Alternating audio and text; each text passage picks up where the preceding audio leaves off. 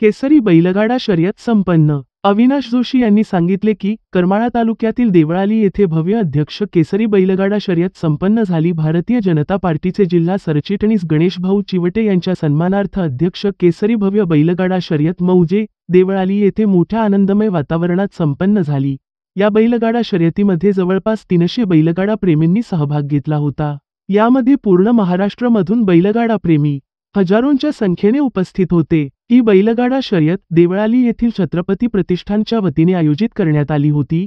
यावेळी बहुसंख्य नागरिक शर्यत पाहण्यासाठी उपस्थित होते। मित्रांनो, व्हिडिओला शेअर लाईक नक्की करा, सोबत समर्थ लेखणी चॅनल सबस्क्राइब नक्की करा।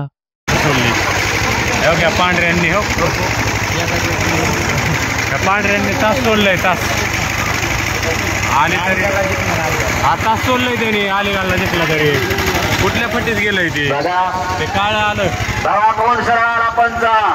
काळा आला।